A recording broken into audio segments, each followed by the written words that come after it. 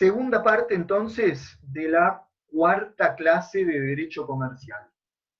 Vamos a ver el tema contratos asociativos. A ver, se los muestro.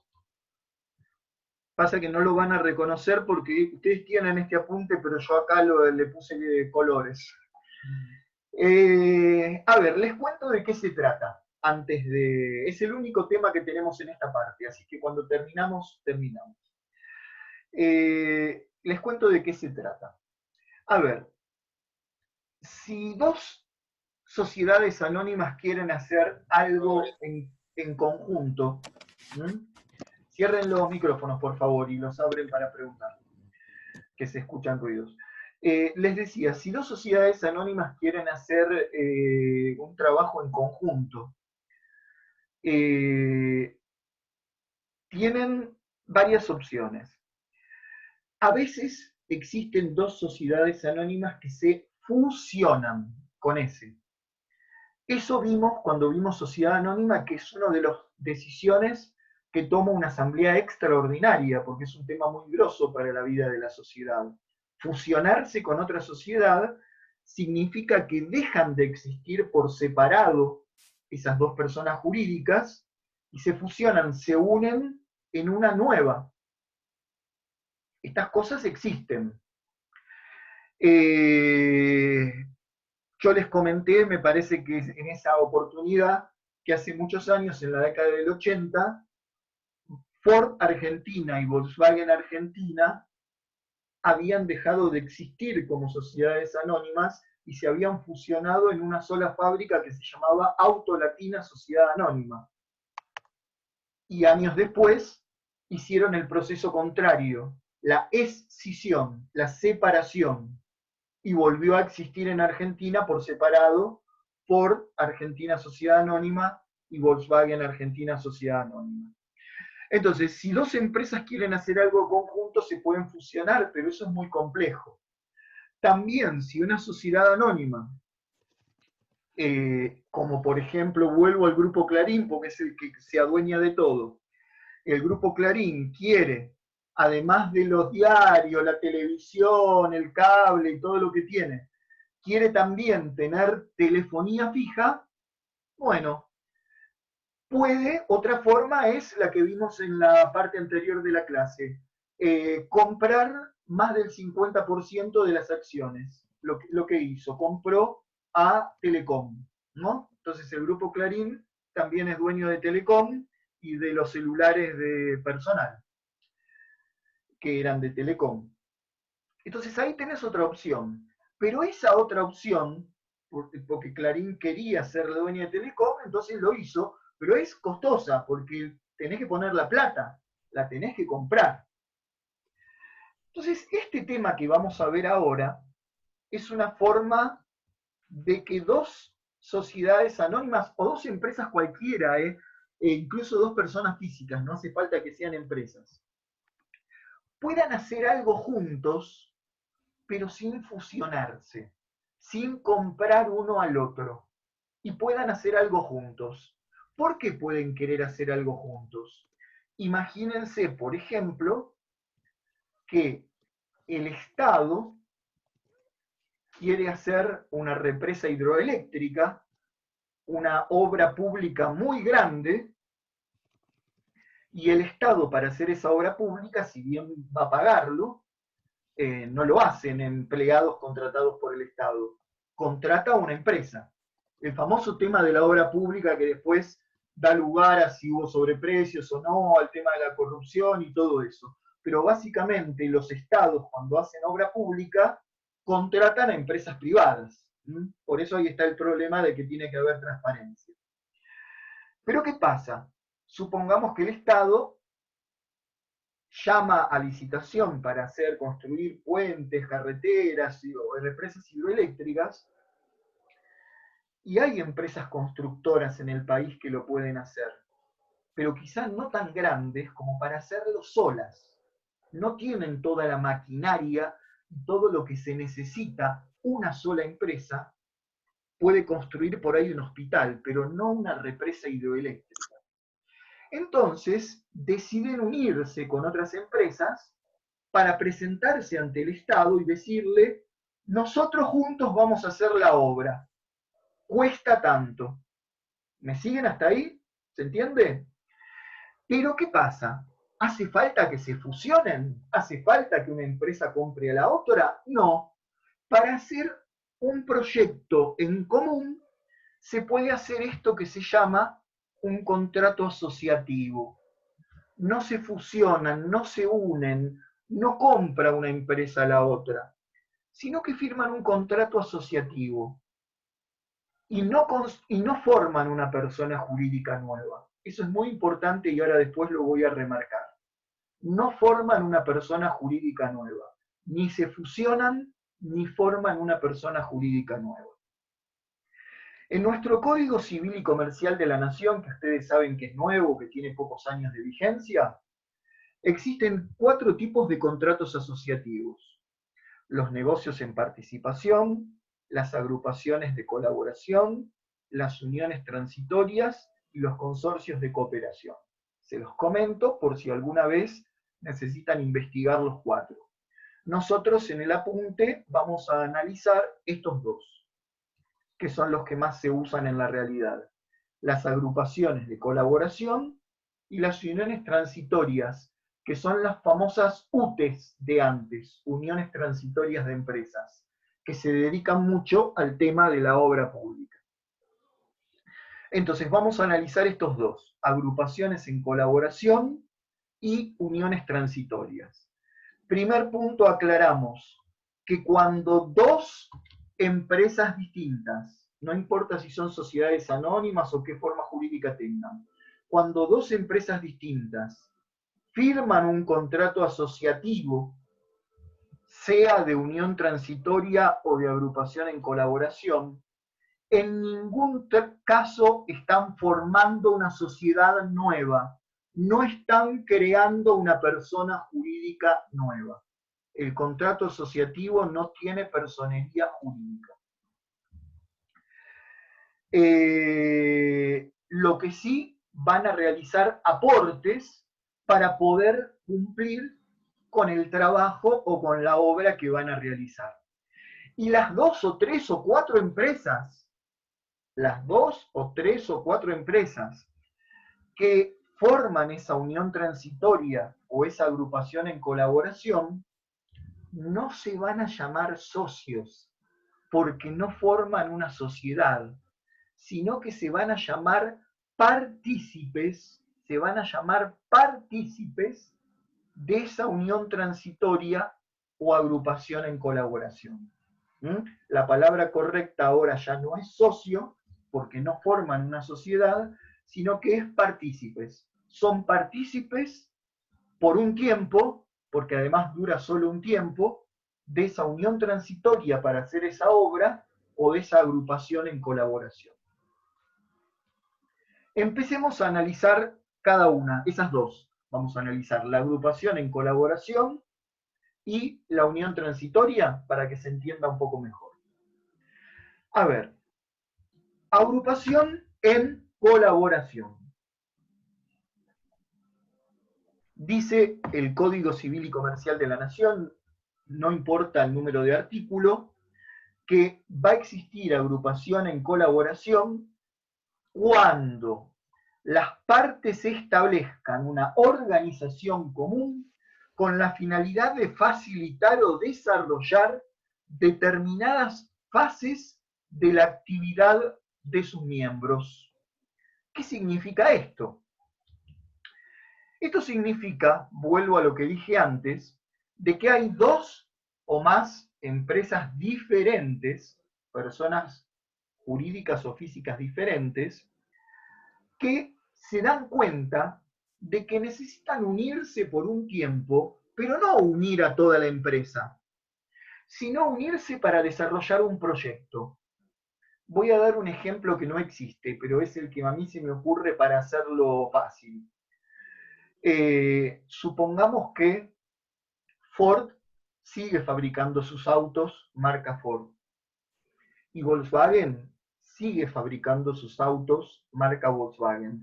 Cada empresa sigue trabajando por separado, pero las 2 tienen un proyecto de un auto que va a funcionar con agua. Estoy diciendo un disparate, ¿eh? Con agua agregándole un poco de vinagre, no sé, estoy diciendo cualquier disparate. Pero están probando un proyecto muy interesante porque va a ser algo que va a revolucionar el mercado automotriz. Y resulta que para hacer esas pruebas lo quieren hacer en forma conjunta, porque los científicos o los ingenieros de una empresa y de la otra no lo pueden hacer solos, necesitan complementarse. Entonces, las dos empresas son personas jurídicas separadas y cada una continúa con sus operaciones, pero se unen para ese proyecto. Se unen para ese proyecto y solamente por un tiempo. Cuando lo terminen, esa agrupación en colaboración se termina.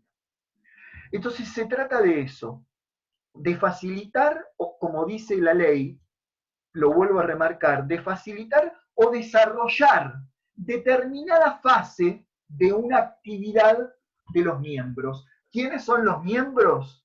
Las empresas partícipes de esta agrupación en colaboración.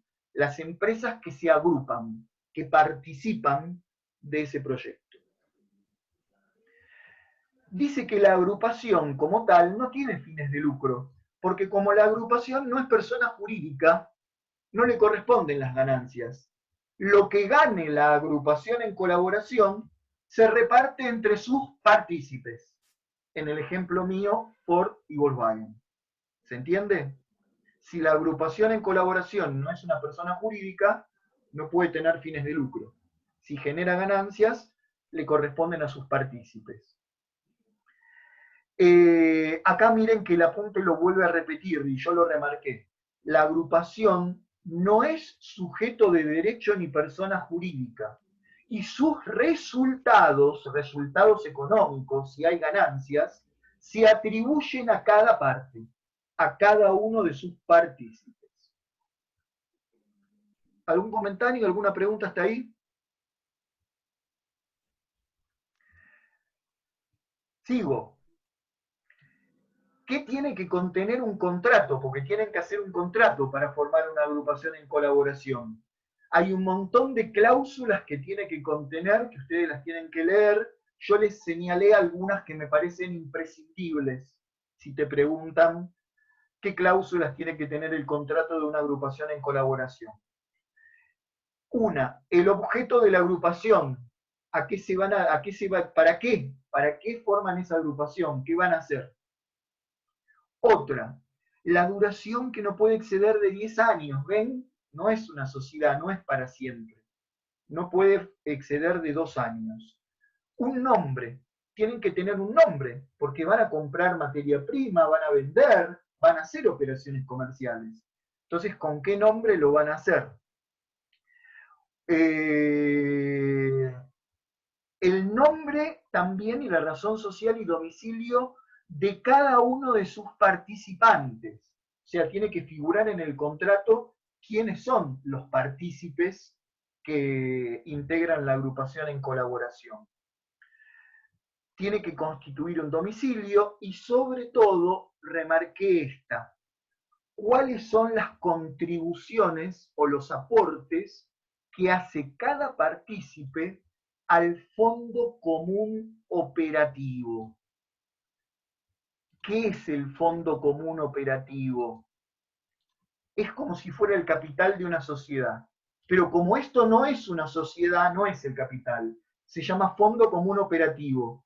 Es la cantidad de bienes, de dinero o de activo que esa agrupación en colaboración tiene para poder operar.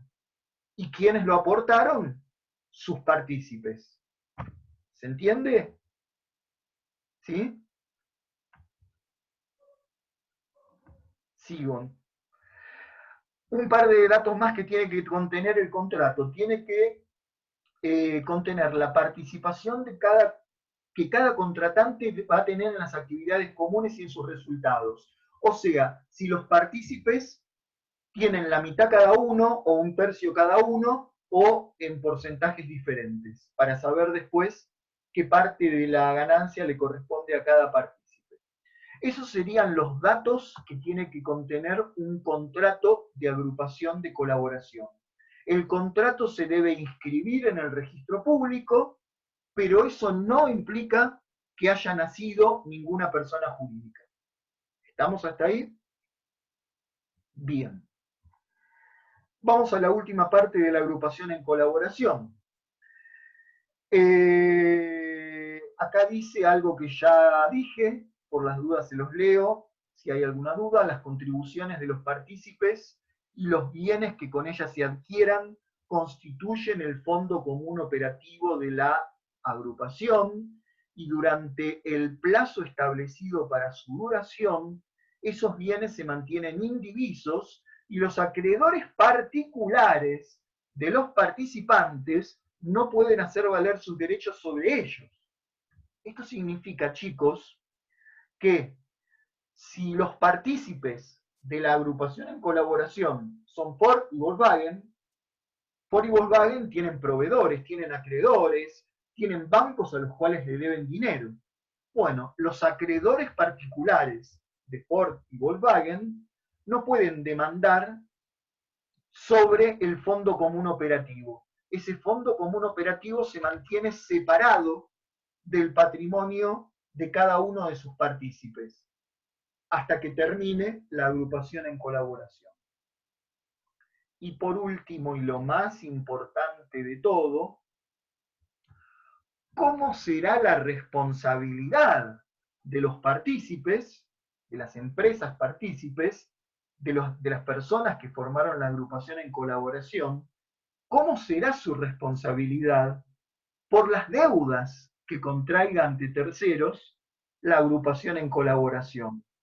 Y bueno, miren lo que dice la ley, el Código Civil Comercial. Los participantes responden en forma ilimitada y solidaria respecto de terceros por las obligaciones que sus representantes asuman en nombre de la agrupación.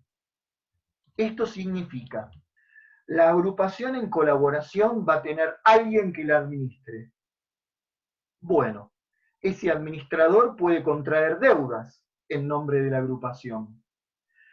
En caso de que no se puedan pagar esas deudas con el fondo común operativo, los partícipes, vieron que no digo socios porque no es una sociedad, los integrantes o partícipes de la agrupación van a tener que responder en forma ilimitada y solidaria por las deudas que haya contraído la agrupación en colaboración. No se van a poder lavar las manos. Esto en el caso de la agrupación en colaboración, porque es muy distinto en la unión transitoria. ¿Preguntas? No hay en esto, ¿no? Juan, una consulta. Sí. En cuanto a lo impositivo, ¿cómo se manejan este tipo no es sociedad, este tipo de agrupación? De agrupación. Muy, muy bien lo dijiste, este tipo de agrupación. ¿Sabes una cosa? Aunque no sea persona jurídica, se inscribe en la FIP y paga impuestos. La sociedad de hecho, que la habíamos visto, no existe como persona jurídica y sin embargo puede funcionar y tiene que sacar su número de quit en la FIP y pagar impuestos. La sociedad de hecho no es persona jurídica y sin embargo paga impuestos. Nadie se salva de pagar impuestos, Marcela. Gracias, Juan. Bueno, seguimos. Último punto por hoy.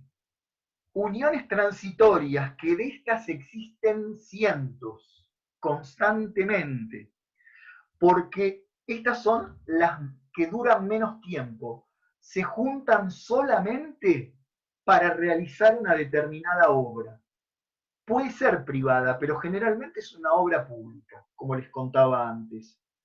El Estado propone la construcción de una obra muy importante y una empresa constructora sola no tiene toda la maquinaria o el conocimiento necesario para hacerla.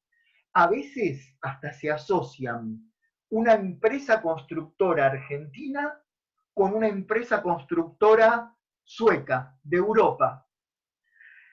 Perdón, usé una palabra incorrecta, dije se asocian. y no va esa palabra. Se unen, firman un contrato de unión transitoria, no se asocian, se juntan, se unen para realizar esa obra, y cuando la obra ya está lista, se reparten las ganancias y se terminó la unión transitoria. Antes se llamaban Unión Transitoria de Empresas, las famosas UTES, sobre las que hay un montón de investigaciones por causas de corrupción, para que las relacionen con eso. Pero ahora se llaman uniones transitorias. ¿Qué dice el Código Civil y Comercial? Las uniones transitorias se forman para la ejecución de una obra, servicio o suministro determinado que las partes intervinientes no podrían realizar por sí solas. Ven, los partícipes, las partes intervinientes, en ningún momento va a decir socios, porque no son socios, son partícipes o intervinientes de una unión transitoria. Dice, como su nombre lo indica, la transitoriedad es una nota típica de estas uniones. Su duración es el tiempo que dura el proyecto en común. Si dura un año, un año. Si la obra tarda 8 años en realizarse, será 8 años, pero no más que lo que dure la obra. El contrato debe contener los siguientes datos. Y es muy parecido a lo que debe contener una agrupación en colaboración. El objeto, o sea, para qué se formó, la duración, la denominación, el nombre y todos los datos de sus partícipes, las obligaciones que asumen, el nombre y el domicilio del representante, o sea, de la persona que va a estar a cargo de la administración de esa unión transitoria. Porque piensen que aunque sea una unión transitoria, va a contratar empleados, va a pagar sueldos. Los empleados saben que su trabajo es temporal y que dura lo que dura la obra. Hasta ahí. Y ahora les quiero mostrar, para terminar, qué pasa con la responsabilidad de los partícipes, de los participantes de esa unión transitoria, en caso de que haya deudas contraídas hacia terceros que no se puedan pagar con el Fondo Común Operativo. Y no pasa lo mismo que en una agrupación en colaboración. Miren lo que dice este párrafo que remarqué. Mientras en las agrupaciones de colaboración se sienta el principio de la responsabilidad solidaria e ilimitada de los partícipes, eso era, como habíamos visto recién, en las agrupaciones de colaboración, dice, la regla es inversa en las uniones transitorias, previéndose que no se presume solidaridad de los miembros por los actos y las operaciones que realicen en la unión transitoria, ni tampoco por las obligaciones contraídas frente a terceros. Cuando un banco le da un préstamo a una unión transitoria, tiene que tener cuidado, y lo tiene. Tiene que saber que no hay responsabilidad ilimitada y solidaria por las deudas contraídas por la unión transitoria. ¿Cómo es la responsabilidad? Acá lo dice al final. Cada una de las partes de la unión transitoria responderá frente a las obligaciones con los terceros en la medida de su participación comprometida. Responderá en la medida de su participación comprometida. Es decir, responde con lo que aportaron al Fondo Común Operativo, pero no responden en forma ilimitada y solidaria con el patrimonio de cada uno de los partícipes. ¿Se entiende eso? Muy bien.